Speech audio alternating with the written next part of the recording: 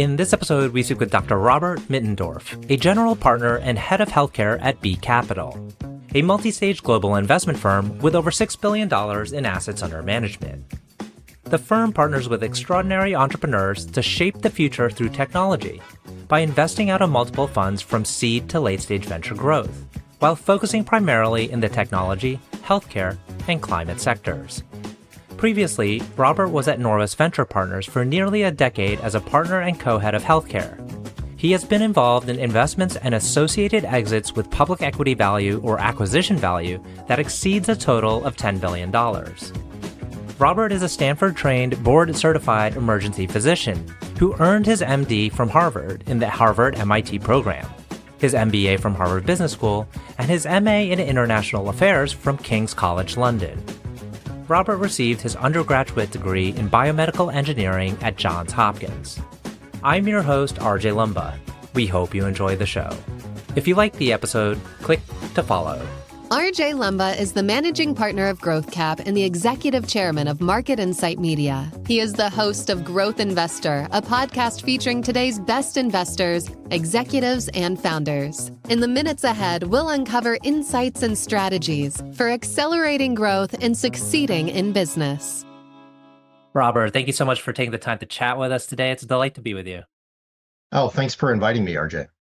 Where I'd like to kick off is pretty far back. Did you find that you were a better cross-country runner or soccer player in college?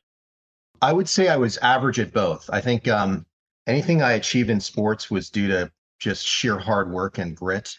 I think natural ability was something I couldn't rely on. I do enjoy soccer. I love soccer. I'm still heavily involved with my daughter now, and I watch, the Premier League. But I would say I was equally mediocre at both in college. Thankful to be on the varsity teams, but equally mediocre. I'm selfishly asking because my daughter's a cross-country runner. How much can you improve on time, say for the 1600, although that's more of a track event? But how much do you think you could improve on time from your freshman year to your senior year? Obviously, it depends on where you start, but I think running is definitely something where, especially long distance running, is very much a psychologic game. So natural ability, in my opinion, plays out a little bit more in shorter sprints like the 400. But once you get to the mile, or in the case of cross country, multiple miles, there's a little bit more psychologic strategy there in terms of how far you can push your body. And you can push your body usually several multiples beyond where you think your body will not function. So I think it's a mind game. What I did a shorter triathlon a couple of years ago, and swimming is my weakest component of that. And I think it's the same thing. It's about how far you can push yourself without getting injured. And so it's more of a psychological game than it is a natural talent in that case. Soccer is also one where skill results in the number of times you touch the ball, but there is, in my opinion, a little bit of natural ability that certain people have. Certainly players like Messi, I think, were born with certain skills and then were able to improve upon them.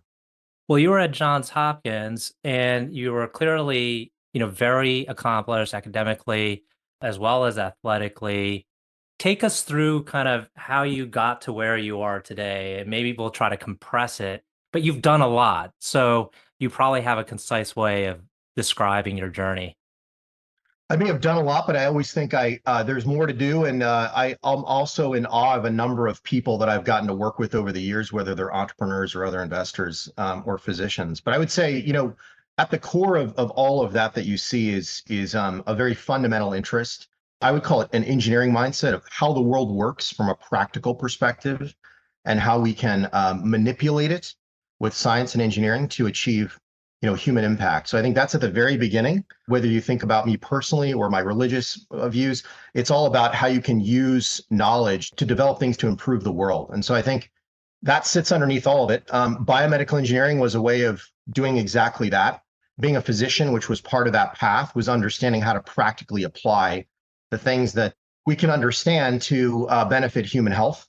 And along the way, I kind of always knew I would be on the business side of innovation, and probably more broadly than healthcare, but innovation. And that kind of inspired me to understand a little bit more about business through other experiences and then an MBA. But as you probably saw, ended up training as an emergency physician, which is a great specialty, gives you broad exposure to a number of things. And philosophically, it matches my mindset pretty closely in terms of thinking about how to solve problems that are either critical or important, which I think are two different concepts. And then following that, I was in the operating space in a robotics role as head of BD and partially product and marketing. And then, moved onto the venture side as a result of seeing the kind of the wave of innovation, which we are still in across all of healthcare. And we're seeing really engineering, back to that engineering mindset, being applied across the entirety of healthcare and biology, whether it's software for process redesign or it's actually synthetic biology, which in many cases now is affecting positively the development of human therapeutics. So hopefully that gives you a bit of a backdrop. But at the core of all of it is understanding the world from a scientific perspective, and then using that understanding to develop or help others develop products and services that can affect humankind. I don't think it's as common to find a professional investor that's also a physician simultaneously and active in both. And I can only imagine that your experience as a physician really helps provide some depth of understanding, as an investor. Maybe can you tell us a little bit more about how you're able to create a view on different segments of the healthcare technology space based on your medical understanding?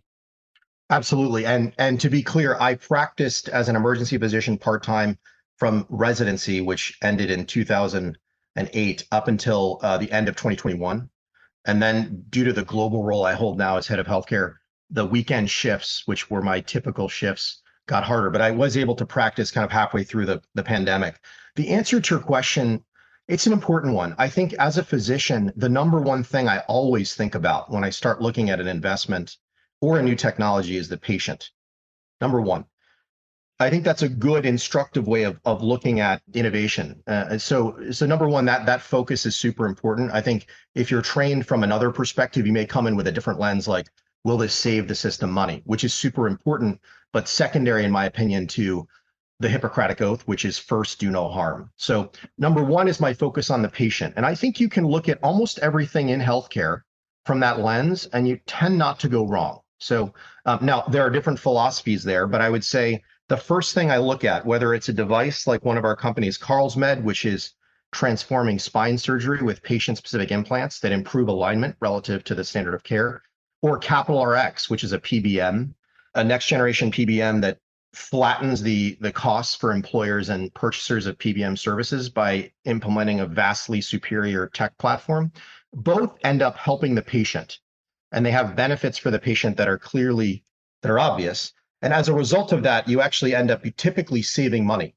Now, it depends on whether you save money now or later. And that's the second thing I look for, is cost effectiveness. And then the third, it's just the general effect on the overall health system, which I think is not as robust as people think. And so I think about providers like nurses and doctors and how they will be affected by a technology as well, which in the age of AI becomes an important third stakeholder. But I would say that as a physician, because I've taken care of tens of thousands of patients, so with a good deal of understanding, I can kind of give an opinion on what probably we adopted or will work versus what might not be adopted or won't work. And I have an understanding of the system within in which that works, as an emergency physician in particular, to determine whether the system will have an allergic response to, say, a new technology or process. So it's been incredibly helpful for me, and it's informed at least half of my investments in a very direct way. Mhm. And you seem to invest across all stages in all, I guess, segments within the broader kind of healthcare technology scope. Is there an area that you find particularly compelling because of potentially the innovation that's happening in that area, or the impact, the tremendous impact that it's having on patients across the globe? Well, you're right. I do invest broadly across healthcare, which I still think with the right kind of background and experience you can do. I don't invest outside of healthcare. I don't lead crypto investments or consumer investments outside of healthcare. So even within healthcare, I do look broadly, but I have a very specific set of lenses in each of these areas that I apply. So I would say that there are a number of areas that I find incredibly fascinating. The two biggest ones that I think are going to transform healthcare are the various forms of technology we call AI and synthetic biology. Those are the two. My back when I was a medical student is in what we now call AI. So I was developing statistical techniques to decode neural spike train data, and I was using what we now call AI, variety of neural networks and other Bayesian statistical approaches. And on the synthetic biology side, as an engineer, I've been close to those fields for a couple of decades as well. But those, I think, are the two biggest innovations that are going to play out. I would call them almost general purpose technologies. Obviously, AI is going to be a general purpose technology. I also think synthetic biology is equally as important because we can now engineer biology. We can actually engineer cells to respond to stimuli that we give them in real time. And that has massive therapeutic potential, but also potential in potentially agribusiness or development of new polymers, et cetera, possibly even in the climate space. So I think those are the two biggest areas. And I think I've developed over the last 20 or so years a pretty good understanding of both. Hmm. You operate, I believe, globally. How do you tackle that job of uncovering the best companies in various parts of the world? Well, we do operate globally. We have a certain affinity for specific geographies within the globe. So the US, Northern Europe, and then, of course, Asia, which inclusive of Singapore, India, and China, are areas that we actively invest in. Those happen to be many of the areas that contain the best innovation clusters and hubs in the world. So, how do we find new deals? It would take quite a bit of time to explain how we source, but I would say it comes down to a couple of things. First of all, domain expertise is critical. What comes with that over time is if you are in a market, local networks. So I think we have people in all of these geographies.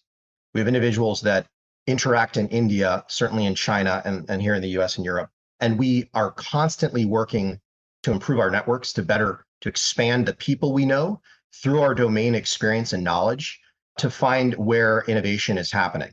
So that is, in short, how we do it. But that takes quite a bit of time to develop these networks. There are sources that people use. Obviously, we're big users of PitchBook and CapIQ and other such information sources, but that gives you a more general approach to understanding a space. You really have to have the domain experience and expertise and the network to find these deals. And so as a global investor, we are big believers in having individuals that are investors within the geography to find these deals. Now, switching back to your career, you moved over from Norwest to B Capital 3, 4 years ago. Tell us a little bit about what prompted the decision and, maybe what was compelling about what B Capital was doing. Yeah, it was a hard decision, and Norwest is an incredible firm with a storied group of investors. I had an absolute blast there for almost a decade. I think it was 9.5 years. I was a participant and investor in a number of funds there, and I had a number of exits that I led: Silk Road Medical in the medical device space, Tiger Connect. I was involved in the iRhythm investment. So I had a great time at Norwest, and they're a great firm. I would say what enticed me after having met Eduardo, Raj, Howard, and Rich Lesser, who is the CEO of BCG, who was in the office when I was a summer associate way back at Harvard Business School. What enticed me was the ability to articulate a strategy of broadly investing in healthcare and to invest out of a healthcare specific fund with a team that I could help build and manage. So that was a very unique opportunity for me. Norwest is an incredible platform, but there were some of those things that were not part of that environment at that point. But it was an incredibly challenging decision given the quality of people that Norwest has. They clearly know what they're doing. They've been around for quite some time, and they've done well for decades now under the leadership of Pramod and Jeff and others. So that's kind of in a nutshell what drove my decision. And that's been what's playing out since we formed the first healthcare fund in 2021 until today. We have invested in more than, I think at this point, 15 companies that we've announced. I think there's one that we haven't announced yet, across the space from biotech to digital health and health tech and med tech. I'm very proud of the investment track record we have so far here. We're doing quite well, as you guys know from the recent article. So I'd say the vision is actually playing out in reality. We have an incredible team. We have a great portfolio, and I expect great things from our incredible entrepreneurs. And what's your vision for healthcare investing out of B Capital? Is this to grow over the years? I mean, healthcare is such a big space. There's so much innovation happening. Do you envision kind of the healthcare focused dollars expanding dramatically over the years? I think growth is always something to shoot for. It's almost always something to shoot for. But I think prudent growth is the right way to look at it. So we know where the capitalization of these spaces sit today, whether it's biotech, which is very different currently from digital health. We have very sophisticated analytics on how we price deals in these segments, since we have a lot of information on the market from our proprietary data sources. And so I would say that prudent investing is the way I think about growth, which means we will size the next funds based on how we think the market is evolving more broadly and with an eye toward getting the right returns for our LPs. So we are not interested in growth for growth's sake. We're interested in growth that supports the same strategy as we de-risk it over time. And so, yes, I expect things to potentially grow, but with a kind of a lens or a set of constraints that I apply around being prudent with that capital. The most important thing with the LP's capital is that we treat it with great respect and that we get as good of a return as we can with some risk over a period of time, and that we do that repeatably. And so that's really important to me. Our LPs are pensions. Some of them are pensions. These are people's retirements that we are investing. They work for years, and we are stewards of that capital. And that's how I think of it as we think about growth. Mhm. And as you work with each of your portfolio companies, what type of role do you play? And I imagine it's different depending on the stage of the company. Yes, it is. That's a great question. What is the role that venture should play in the support of innovative enterprise? And I think that to be a venture capitalist to be a good one takes quite some time, probably longer than it takes to be a board certified physician. The time constants in the industry are long, and you have to learn a lot of skills. You have a broad knowledge base. You have to learn how to help management teams hire people, help them set goals properly, think about budgeting, think about product development decisions. The benefit of being a VC is you have a lot of visibility across the market, and you have to think about how you can, of course, with respecting confidentiality, how you can help companies that you invest in see that broader market and react to it in a positive way. So I would say the role that you play as a venture capitalist is manifold across the stages of investment, from investing early, if you will, to helping a company to grow to exit. Obviously, the vast majority of work done in companies is done by amazing entrepreneurs and their management teams. And I think the role of the venture capitalist should be to help support and catalyze where needed. And of course, financing and exit opportunities that make sense with that management team. So I believe it is very much a supportive role.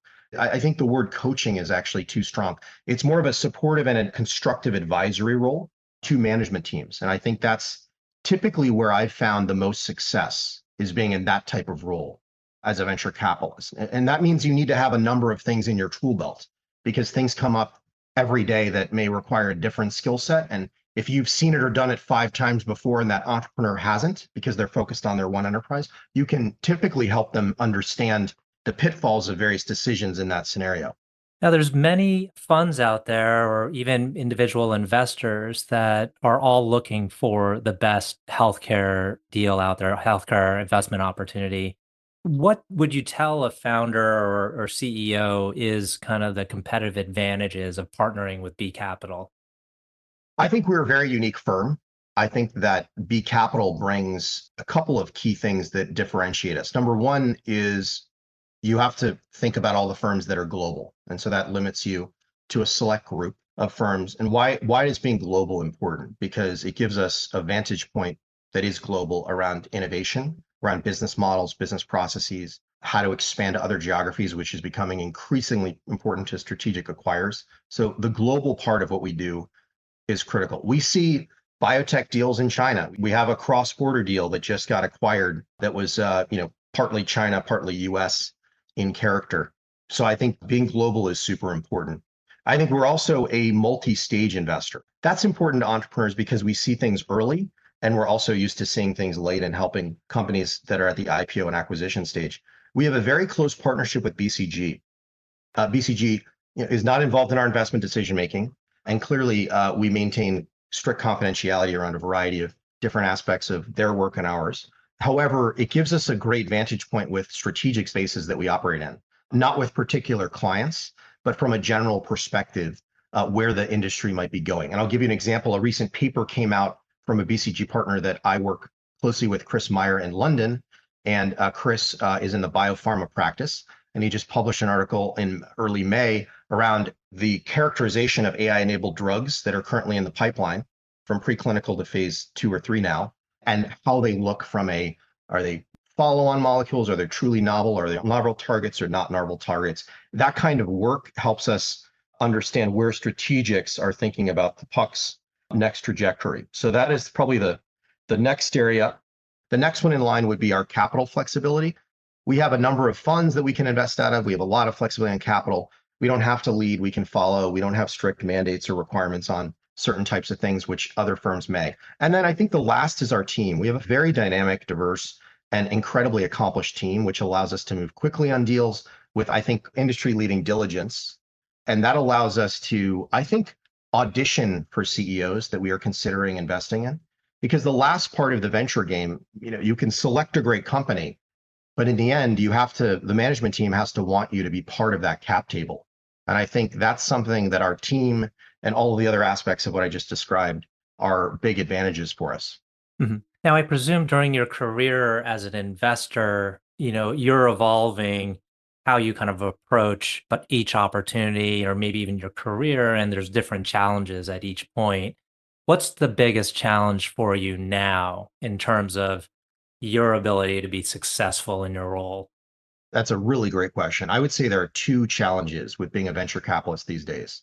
If VCs are honest with themselves, and I try to do this every morning, being on the bleeding edge of understanding technologies that are coming out of various labs across the globe, in companies, that is a big challenge. So you have to be a voracious reader. You have to be incredibly intellectually curious in kind of a nonstop way. Sometimes that means you have to learn about something and maybe you want to learn a little bit more, but you got to cover another base at the same time, whether it's concepts or technologies like base editing or the deep nuances of certain types of novel AI models and how they're being applied to molecular construction, or in the case of more novel approaches, peptide or protein-based therapeutics. So that is a big part of it. Number one is trying to stay current with technology and the innovation happening. And I think we're seeing that continue. The velocity continues to go up. So whether acceleration is increasing or not, it's hard to say, but the velocity is definitely moving faster and faster every year. I think the second area, which is important, RJ, is as you move from understanding technical aspects of companies and markets, which are more analytical concepts, I think entrepreneurship is still a very human area of commercial activity. So entrepreneurship is an incredibly human process where an entrepreneurs or a set of founders comes together and take big risks, financial risks, personal risks, to start a company, and then over many years try to build it into something that has financial or other impact. And these people are to be lauded and they're to be praised. I have the greatest respect for entrepreneurs. And I think the other part of the job, which is incredibly important, is working with people and doing it in a way that is fair and appropriate and supportive, even when situations require for them hard decisions or for us hard decisions. So I think there's maintaining your aspect of understanding in the technology world, and then there's really digging deep and thinking about how you interact and treat people in these business engagements that will support the ecosystem and particularly the company you're working with in a positive way. Fantastic. I've got two remaining questions. One of the last questions is, can you tell us about a person who has had a profound influence on you? Yeah, I've had a number, and I think most of us who've gotten to some level of their career at this point in their life would say that there are a lot of people that are the reason they're there, and I would say there's a number of them. But if I were to name one that had the greatest impact on me, it would be Fred Moll, who founded Intuitive Surgical.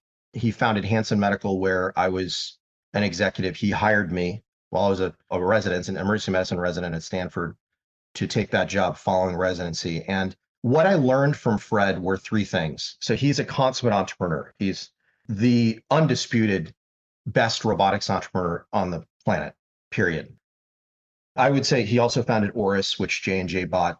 So I think there's a long track record there. He's on the board of Mako Surgical. So Fred taught me three things. Fred Moll taught me, number one, the idea of developing a product, specifically in healthcare. So I've spent hours with Fred in the lab working with technologies. I've spent hours with him in operating rooms, assessing whether a robot could do a certain task with a surgeon's guidance.